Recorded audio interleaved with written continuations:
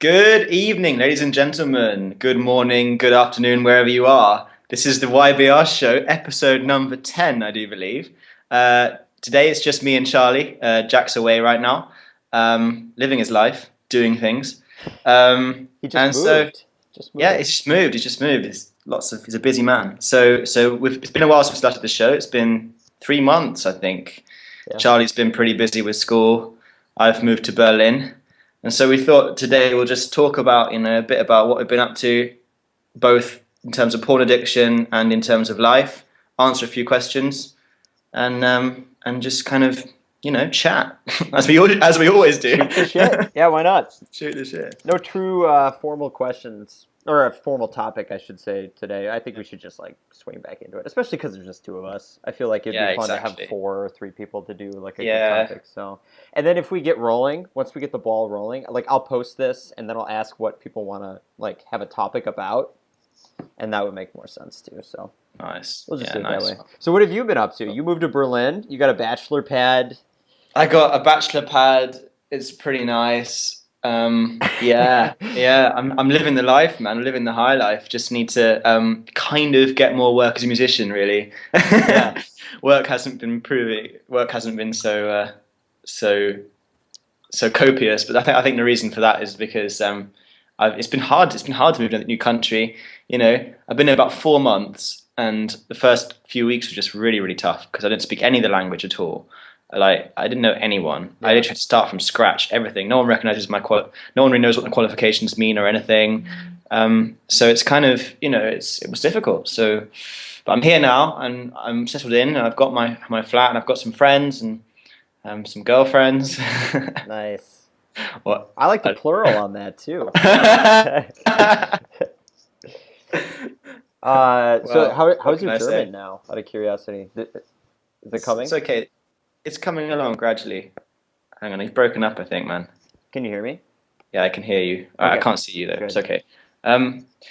So it's coming along. The first 2 months I didn't do a course because it was I was supposed to be doing this. Long story short, I was supposed to be doing this course that the German government were offering me, but they didn't give it to me in the end because they never got organised, which is weird because German's supposed to be organised. But hey, we'll leave it. We'll let it go. Yeah. And so I was waiting for 2 months for that to start, and it didn't start. And then I was like, okay, so I just went privately, and then I've been learning German probably about 2 months. So I'm still a beginner, but I will start to I think when I get back from Portugal, which I'm leaving for tomorrow, I'll start to learn again fully, put full energy into it. So yeah, cool. That's the situation. I started writing a novel as well. Some other people who were thinking about doing the same thing, kind of up and moving to a different country or whatnot. Was it a good choice for you? Would you do this again? I definitely would. Doing it again, I don't know. It's tough one time, definitely tough, and it is. If you went back in time, would you make the same choice? Yeah, hell yeah. Okay. Definitely, but there were points maybe in the last few months that I was like, why the fuck did I do this? Why don't I just stay in England where I understand what people are saying to me, and I understand the culture and I understand how things work there. Yeah. But I think this city is just so cool that it's well worth it in the end, and it will be worth it because I think when you take a risk like that, it will pay off. It just takes a bit of time for it to kind of it will be shit at times, but you've got to kind of just take it as it comes, Yeah, I suppose that's part of the experience, right? It's challenging, but you grow from challenges, and yeah, literally, every day is a learning experience. I go to supermarkets, learning experience. If I have to ask for something, I have to think, what's the German word? Maybe look it up or whatever, and I have to formulate the sentence before I go and talk to somebody. Try and think, okay, what do I have to say? And so every day is a kind of learning experience. You're always kind of kept on your toes. So it's quite interesting living in a foreign country where you don't speak the language, because it definitely does kind of keep you it just keeps you guessing all the time, which if you like, and which I like actually. I do like that. I like the challenge of having not only to start a career by myself, but to start a language. It is fun. And I've got met some cool people here, really, really cool, artists and all sorts of people live in Berlin. So yeah, definitely. Yeah, I studied abroad in Mexico. It's kind of the same thing. It was much shorter than you're definitely going to be there, right, in Berlin, until you just decide not to. Pretty much, yeah. Yeah, but when you go on the streets and you don't know the language that people are speaking, it is intimidating at first, but it's really not as bad as you like predict it's going to be in your mind beforehand. Yeah. There's you start to be resourceful and think on your feet, and you can totally communicate. You can get your point across if you want to. Yeah, you can. Yeah. So it's definitely a good learning experience. Definitely worth doing, I would say. Yeah. What about you, Charlie? How have you been? Oh, just doing the daily grind. Daily grind. I've been good though, actually. I've been good. I just finished my first semester of grad school, which was good. It was like rewarding and a lot of fun. Yeah. Got busy towards the end. A lot of speeches. I had to get better at public speaking, which is something I've never really had to do in my undergrad. And well, you'll get a chance now with Reboot Nation. Oh yeah, for the listeners, Reboot Nation is Gabe's website. He's asked Charlie and I to be on the panel as public speakers for the show for his but he hopes to make it a charity, doesn't he? Make it an organisation. Yeah, it's non-profit. Non-profit organisation. Non-profit, it's not quite there Hopefully. Yet. Yeah, where we then go around and kind of talk in various schools and colleges, wherever is needed. And so that's Gabe, Noah, you, and me so far. I think so, yeah, so far, yeah. So, and that's all up on rebootnation.org. They have a speaker page and stuff like that, so you can get in contact with us if you want to talk to us. You don't have to be an organization to get in contact with us, so we're pretty... Exactly. I think everything's on the table now for the two of us. Like we are. Much. Yeah. We've pretty much just said, I'll talk about it. I don't care. I'm a porn addict. Here's my social security number. There's no going back now. We've taken the red pill, mate. Yeah. Oh God. Is everything green? Everything looks green in here. Is this the But yeah, everybody should check that out. Go to rebootnation.org too. It's a really good website. It's not quite as big as YBR is right now, but I think it's a lot more. The fat is trimmed off the website in terms of the forum and stuff like that. So there's less people, but I think you can get just as much help there at least. So check it out. We'll be posting on there eventually in due course and kind of helping people out with questions and things. Yeah. And obviously also on YBR. Feel free to ask us on anything on either forum. Yeah. But I haven't personally been on YBR quite as much. There's no particular reason for it. I just haven't really. Dude, to be honest, I haven't really been going on the forums at all recently because just living in a new country has been so busy and things have been happening and everything. Yeah. I haven't lived in a new country, but I moved to a new apartment, and I was exactly. You had a big. We've been going through changes. Changes, turn and face the strain. Changes. That's gonna sound awful when people listen to it. It's gonna be. I know it's on a shitty little mic on my shitty little laptop. In my room with no acoustics. But yeah, you should check that out. And yeah, I was. What was I just saying? Oh, I haven't been on YBR for no particular reason. I just haven't been there too much. But now that we're hopefully going to get into a groove with the show, I'll be there a little bit more. Probably not going to post quite as much as I did, but YBR is huge. I feel helpless when I'm there. I can't address people's needs and questions and stuff like that. I just sort of I think it's kind of in a way it's kind of got to the point where it's a bit better if we just kind of speak on here and in various other forums. Yeah.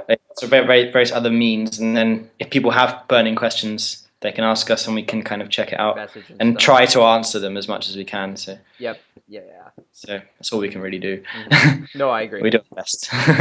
But yeah, on my front, not too much was new besides just finishing up grad school. I have a long vacation right now that ends next week, so nice. Just chilling, not really doing anything. Nice, man. Working out, reading books, working a little bit. Yeah. Nice one, brother. What are you working as? Male stripper. Yeah. Yeah. Yeah. For a gay bar, actually. Really? It's going real well. They don't actually pay very much. I actually looked this up, because I was thinking, right, I need to get some money, right, in Berlin. You got a great ass, though. You do a lot of squats. Yeah, kind of. I do have a great bum. It's very true.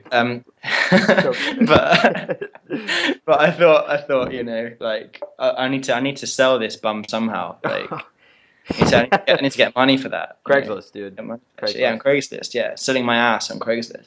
Yeah. But no, so I just sort of like, as a sort of just mere curiosity, not with a real intention of necessarily becoming a stripper, of course. Of course. I typed it into Google, as you do, and I found an article, very interesting article, very informative, and it was all about how a young chap went to some city in America and decided to. He wasn't gay, he was straight, but decided to try and earn money by stripping for his living. And the thing that they discovered was that actually in the gay community, stripping doesn't give you the money. People do it for the enjoyment of it and for the attention that they get from it. So they don't actually get so much money out of it, because obviously the strippers who strip are pretty mostly gay, so they're stripping for other guys. Yeah. So they do it partly. They get a bit of cash, but not nearly as much as female strippers. Interesting. Interesting. So because obviously that just shows the difference between the male and female sexualities, doesn't it? It's really interesting that guys would do that, but women don't do it. The women do it for nothing but the money. Yeah. Guys would do it. It's really interesting, isn't it? Yeah, that is actually really interesting. I should look that up a little bit more. Yeah, but stripping for women, I think, is still, you can get a bit quite of money. Lucrative. If you have a bulky bod, I reckon you can probably get a bit of cash for that. As a female or a male? As a male. As a male stripper for women. Okay, I was just making perhaps sure. You could get some gigs. Yeah. Not being a female stripper and just being stacked. I love the bulky strippers. Well, there'd be a market for it, I'm sure, man. We've seen all kinds of porn, dude. We know there's a market for that out there. If you can dream it, someone's into it. Guaranteed. Yeah, literally. That's like the power of the internet and internet porn. God, I don't know if I want to get on too much of an aside right now, but it's kind of related, so I'll do it. But I heard this story about this guy who he was a bartender, right? And he worked at a strip club. And here's the only reason it's related to porn-induced ED at all. He started to get desensitized at the strip club, just wasn't attracted to women anymore. He'd been working for 3 years, just sees naked women all the time. He's like, I gotta get out of here. I can't do this forever. So he decides to work at a gay strip club, right? Because he's like, I'm not into men, and this way, I'll be, less desensitized, all this sort of stuff. And now it has nothing to do with desensitization at all. But he worked there for a couple of years, and then this gay guy came up to him, and he was like, I will give you $5,000. He knew he was straight too, this gay guy. He's like, I'll give you $5,000 if you come with me for a week to Florence, Italy. I'll fly you out. We'll be there together, but the caveat is you have to have sex with me. And so this guy actually thought of, it's a lot of money too, but he actually thought about it. He was like, it's a free trip and I get $5,000 at the end of this trip. Should I do this? But does he have to do them just once, or does he have to do them repeatedly? Because that would be pretty maybe if it was just once, you could kind of just grit your teeth and get it over. Get it over with. Yeah. Oh god, and then be traumatized afterwards for a year. But or you could Yeah, I don't. You had to do it over and over again. I'm pretty sure it was over and over again. I'm pretty sure that he would have to do it at least more than once. And I get the feeling it have to be at least $1 million, man. $1 million for you to do it? Yeah. I don't think I'd do it for $5,000 either, but I would not do it. It's not enough. For the scarring that would then occur. I have to pay for the psychotherapist. I got to think about that. You got to pay for the shrink. You got to pay for the there's just lifelong pain after that, physically and emotionally, physically. Depending. But the moral of this story is that if you work at a strip club too long, you can become desensitized. I just love it. Yeah, that was a total awful aside. This is why That's brilliant. This is why nobody will ever sponsor this show ever. We don't do it well. But with that said, okay. Most radio shows talk absolute crap, so this is probably fine. That's true. So maybe we're headed in the right direction. Maybe we'll get a sponsorship. Yeah, maybe one day. Maybe it would be something like Durex will sponsor us or something. Baby Gap or something. Baby Gap? No way. Yeah, I know. Oh, that was a joke. Oh, I see. Yeah, not literal. Oh my god. No, I knew it. Okay, but we should probably get back on topic. We should probably get on topic. So how are you doing in terms of porn-induced CD, pornography addiction, all that sort of stuff? Porn-induced, yeah, interesting. It's been interesting actually, because obviously, you know, as you and the listeners know, I recovered a few months ago when I was with my ex, and I did recover, and I was having very successful sex, like wonderful sex, and not experiencing any problems with erections at all. But then, obviously, since we broke up, I had a few relapses, not to high-speed internet porn, because I just couldn't do that. I don't know why. It's really weird. I've got like a block on it. I could never do that. But yeah. I have relapsed to pictures and various other things that have been like questionable material online and stuff. So I have had a few relapses. However, I do find that now that I will get ED maybe like the first time with a girl, usually. Mm-hmm. And I'm not sure whether, to be honest, whether it is because I am just like not used to the person, or whether it's because of actual PIED. Mm-hmm. Because I'm seeing this girl now, and we're having very, very successful sex. So, and yeah, to be honest, I didn't have any ED. Today I saw her actually, and I had no ED.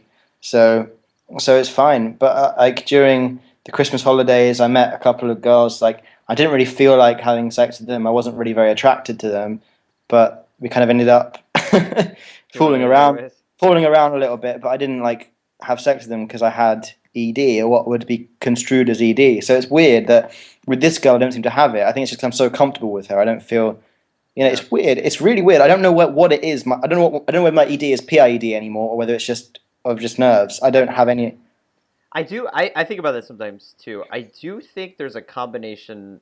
It can be a smattering of both. I think if you have or had porn-induced ED, you are definitely going to have some performance anxiety about it. It's inevitable. Yeah. I mean, and whenever I think about I don't know if this is for everyone, but when I think about myself personally, like when I had ED, I would say 80% of it was porn-induced ED and 20% was performance anxiety. Because I inevitably was assessing my erections constantly. Just like, what is it? Like, is it going? Why doesn't it respond? You know, and that is already itself starting to kind of build up the anxiety. So you're going to get like a smattering of that. Yeah, so I'm not really sure. Yeah, and as I say, I think it almost might be because I wasn't so attracted to the girls that I didn't feel very much of an attraction towards them. Yeah. I think that, you know, everyone's also different in terms of the way they view sex, and I think I prefer to be with like one person than to be with like loads of people. And so I think that when I am with loads of people, it's me. I'm kind of like, but I just had to with that person. No, I don't understand. Yeah. And I'm like, kind of, it's like, it kind of has a weird effect that I just don't seem to respond to the same, because I get used to somebody, you know. I like to get used to somebody, and then I know what they like, they know what I like, and it works. Mm-hmm. But when I'm with loads of people and they're new and I don't know them, and it's just it's not for me. But that's just me. Maybe it's really interesting. I can't figure it out. I can't put my finger on it. It must be some of both, as you say, but I'm not sure what percentages it is. Mm-hmm. I'm not sure whether it's like, maybe it's like 50% ED, 50% performance anxiety. I have no idea. Yeah.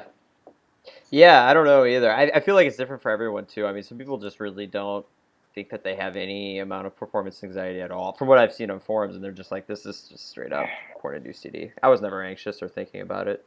But then some people, on the other hand, are so, you know, transfixed on it that there's got to be at least a small fraction that it is that.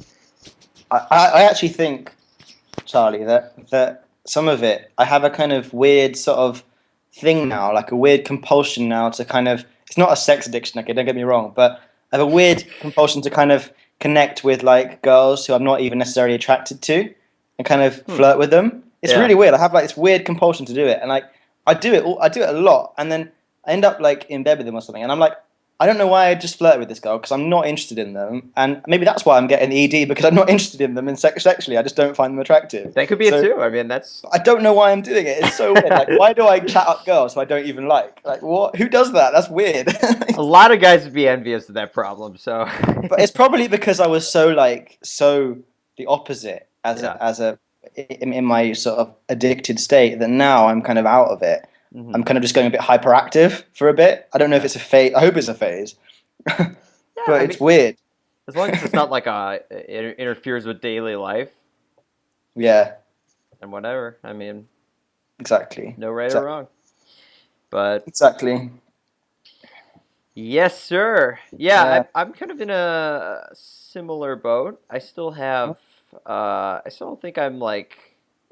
If let's say there was a version of me that never looked at porn ever, I still don't think have the erection quality of that person. Mm-hmm. But I am so really, really far along, and I almost always get an erection when I'm sitting down with my girlfriend or stuff like that. So I mean, I still get premature ejaculation every once in a while. It's really? Yeah, it's just uncomfortable. In fact, I would say about half the time I do. I'm not sure what. I'm just so. I'm just so sensitized or like aroused. I'm just not really sure. It's kind of strange. It's part of the healing process, man. Definitely. Yeah, I think so too. I think about the way I used to masturbate, and that probably has some sort of relation with this. I don't know. It's definitely getting better though, so I'm not worried about it at all. It's just sort of a phenomenon. But yeah, there's been some good, on a similar note, there's been some really good success stories on YBR and Reboot Nation and Reddit NoFap. These people have gone, this one guy was 3 years, and he's like a total success story. It was really cool. Some of this stuff is, for a lot of people are, in parts of their reboots where they're at 6 months, expect to be recovered, or even 90 days. People expect to be recovered at 90 days. These stories are... Well, we've talked about that before many times, haven't we? Yeah. It's not going to happen. Yeah.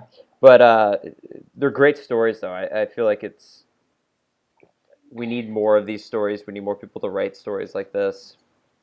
To make people understand what it's like to actually recover, especially if you got hooked young. Yeah, absolutely. Yeah. Yeah, definitely. So yeah, it's really good to hear that you're doing well in the trouser department, Charlie. In the trousers, or what did you say? In the trouser department. It's good. It's good to hear about your dick again. Now, it's been a while since I last heard about your dick, so it's nice to hear about it. Yeah, I missed yours too, man.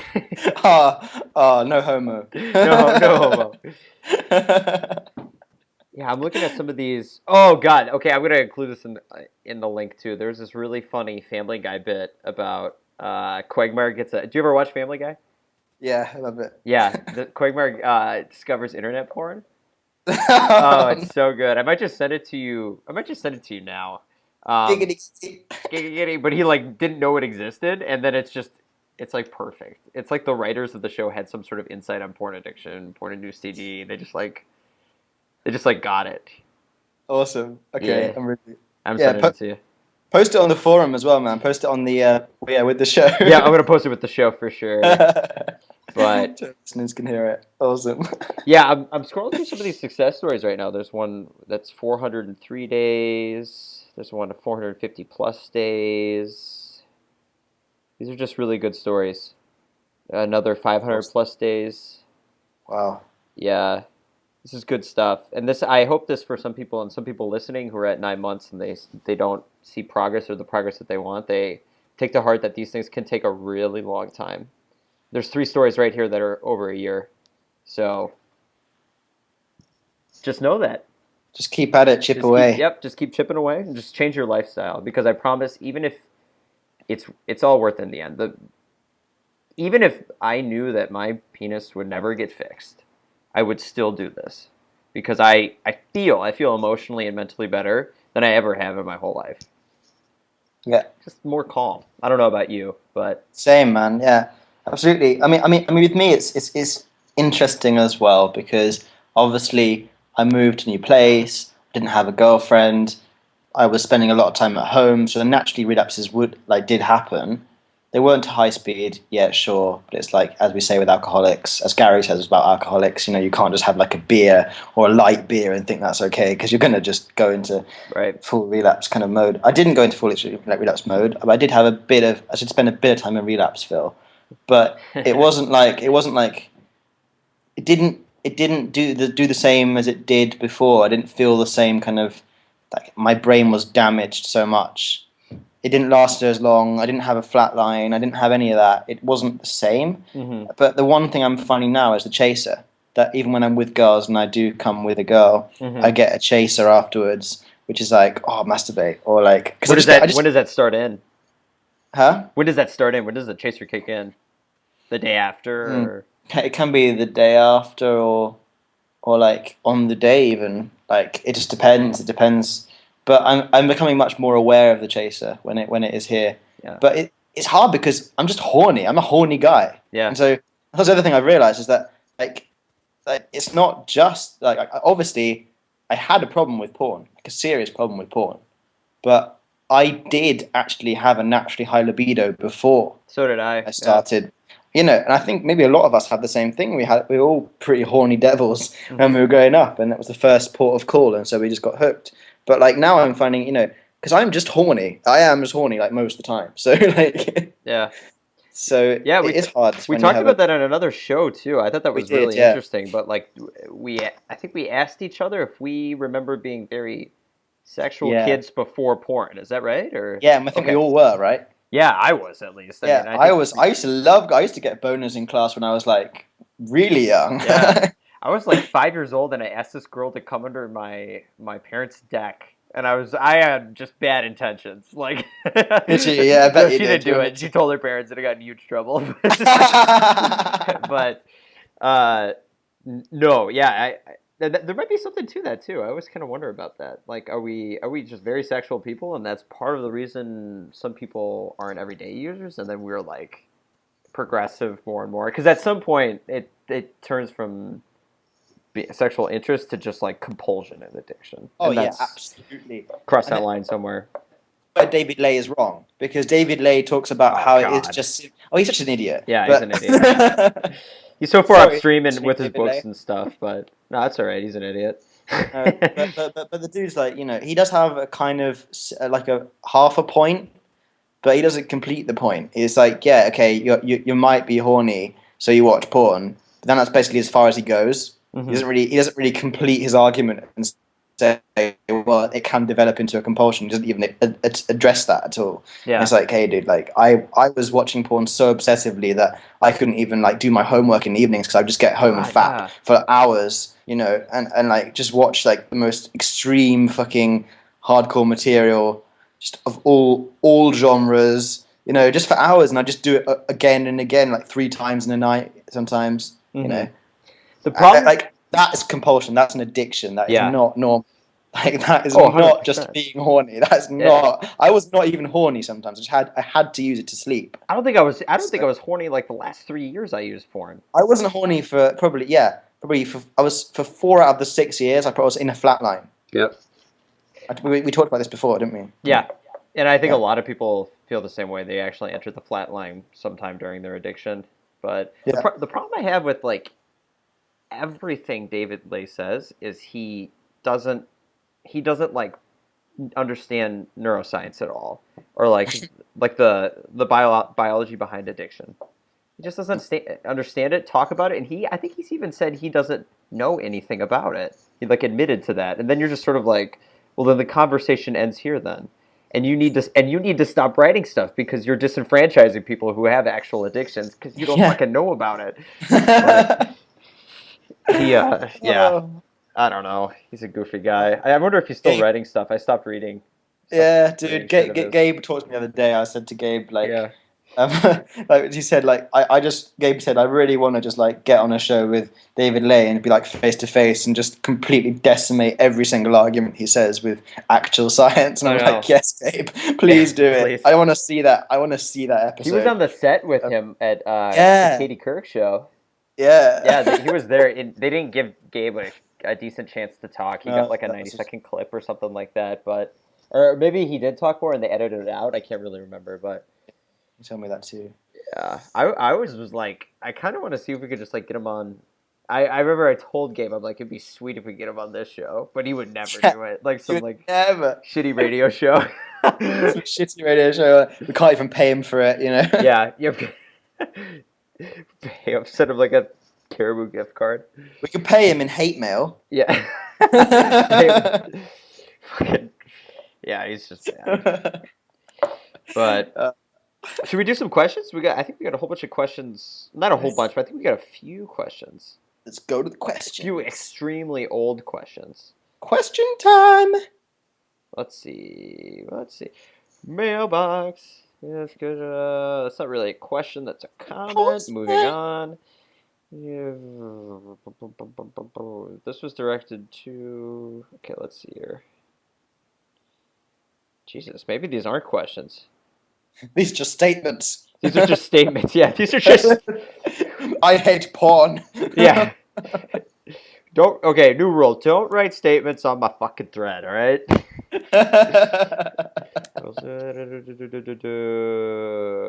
Oh, this guy, he says, the user's, I'm going to beat this. I think this was directed towards the guy I see evil, who we were going to have. I have seen evil, who we were going to have on the show, but whatever, we'll just answer this.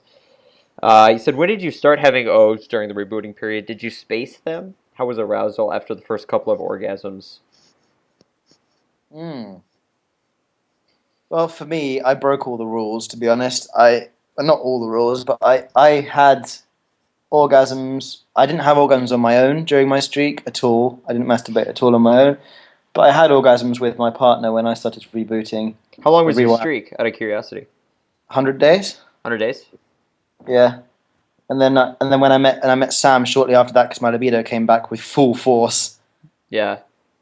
And so I met my ex, and then we started to, we started to rewire, and it was like I wanted to see if I could come, because I had DE as well before. Mm-hmm. I wanted to see if I actually could, and at the beginning I had DE, and then eventually that went away.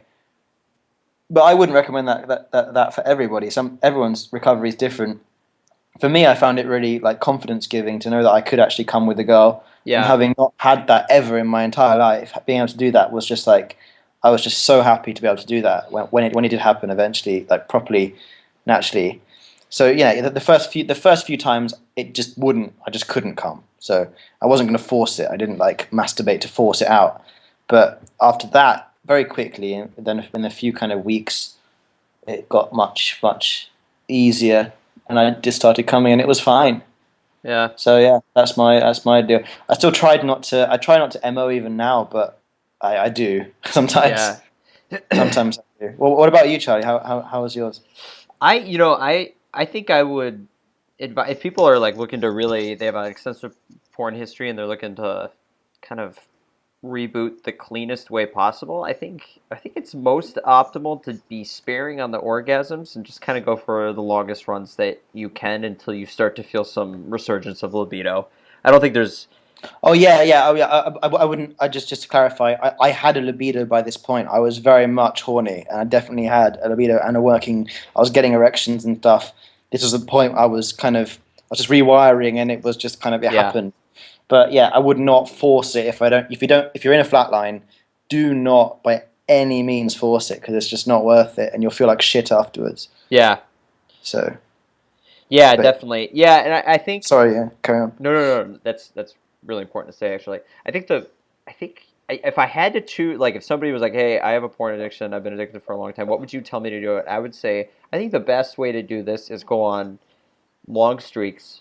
50, if you can, 50 to 60 day plus. Obviously, no porn for the rest of your life if you can do it. But try and avoid orgasms for 50 or 60 days. And then just have one, see how you feel, and then keep going. Some people, orgasms can cause very reported, and I have experienced it myself, super tumultuous effects.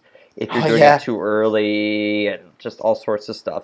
I don't think that's anything to fear. I think it's something to know. You know what I mean? Just like don't get anxious about having an orgasm. But if you feel like shit after having it and you have anxiety or depression or all this sort of stuff, don't have another one for 60 days. I think that's a really good indicator that you shouldn't have another one for a little bit at least. So the best advice is just to feel it out. Some people have orgasms with their partner their whole reboot and they come out fine. That's not everybody, but. Yeah, and like I think I'm one of those kind of people. I like to have orgasms with my partner. Yeah. I mean, yeah, like MOing is something that happens rarely, and I'm working on it, and I think maybe I should probably not. Optimally, I shouldn't O with my partner. However, I do kind of enjoy it, and I can, so.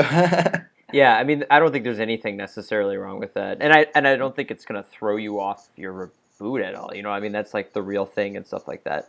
Yeah, I would say it's just different for everyone, though. Like, if you're really not seeing progress, I highly recommend going on a long orgasm streak. I mean, I've had some of my best progress when you get to the 6 to 8 week mark of not having an orgasm. Like 8 weeks of not having an orgasm, you're gonna feel different if you have porn-induced ED. I guarantee it. Definitely, but it's really interesting how it affects everyone differently.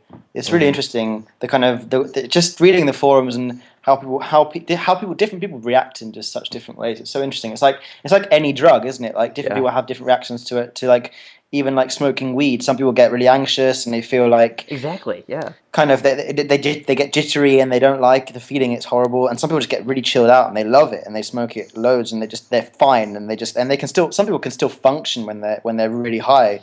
It's weird, isn't it? And for sure, I think same with like porn and with orgasms and things like that. When you've been a porn addict, it can throw you or it can not. It's just individual. Yeah, and you know, we all, most of us listening to this are porn addicts or former porn addicts or have porn-induced ED, but we have uniquely rewired ourselves to different types of porn in different ways. Like, we all use differently. Like, I know some people went on long 6-hour binges with edging. Some people just did it 20 minutes orgasm and did that 3 times a day. So that's obviously going to have different effects over a 6 to 10 year period if you're looking at it.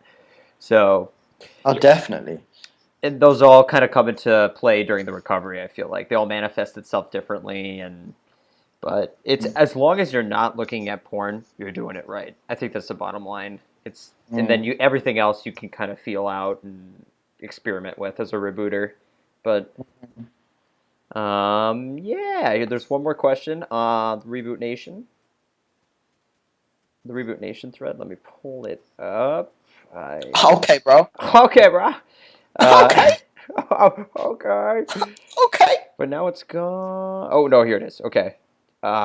This is a good question and something I actually experienced, but I'll let you answer first. But where did it go? Oh yeah. Okay, so OSS on Reboot Nation asks, talk about derealization and if you experienced it all during your reboot or prior to your reboot. He wants to know if you have any tips on dealing with the feeling of like kind of going insane, or experiencing like pseudo hallucinations and thought schisms. I'm not too sure what that is. Like, it's like when I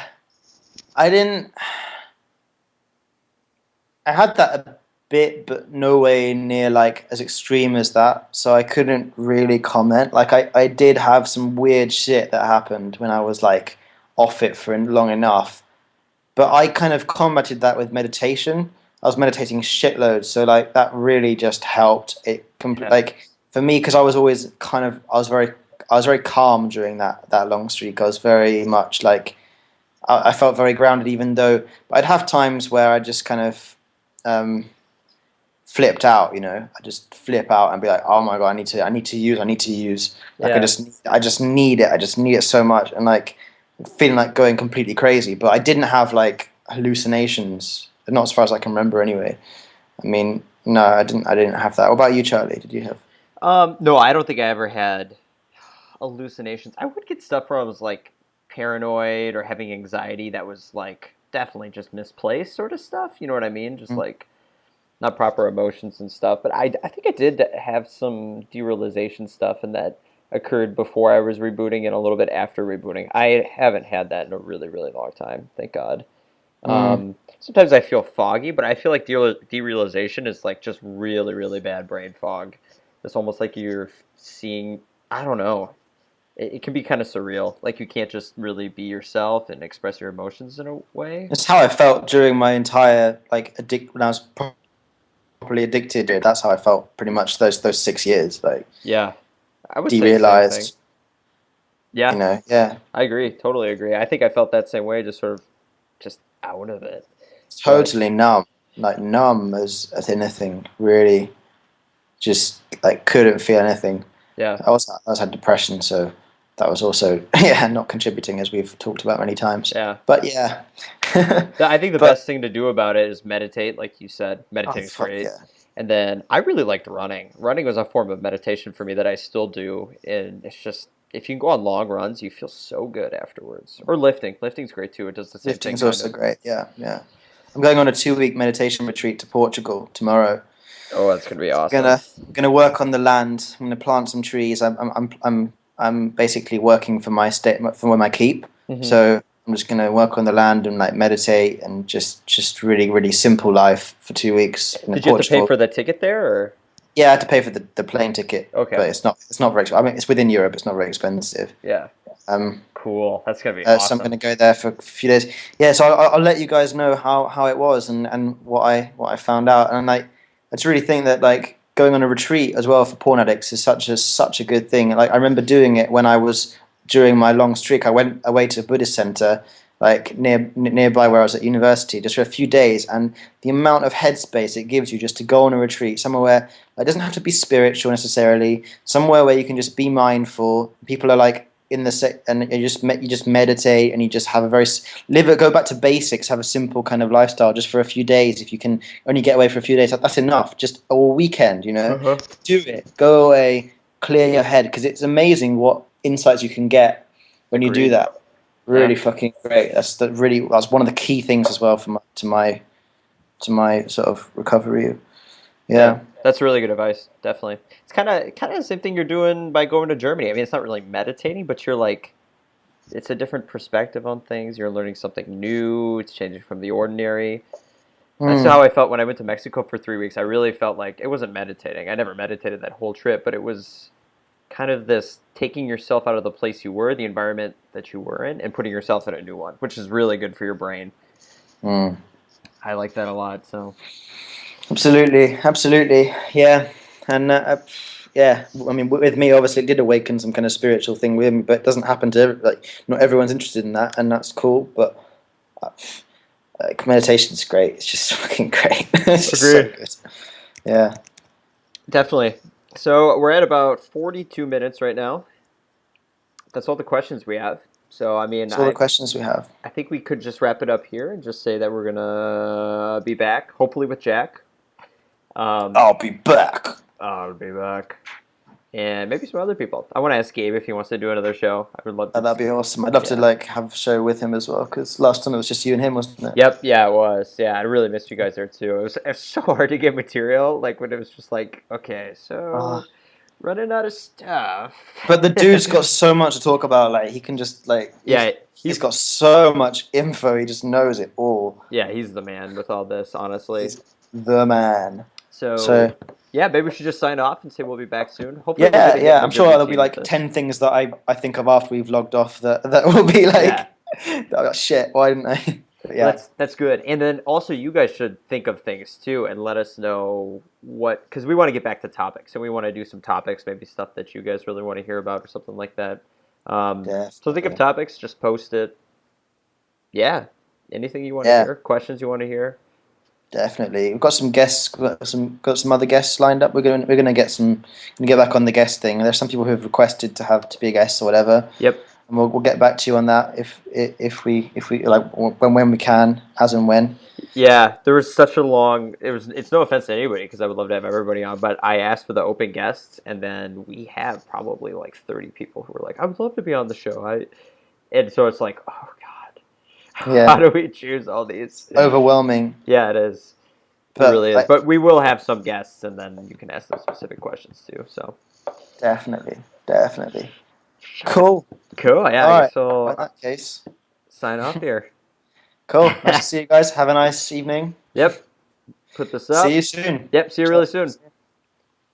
Bye-bye.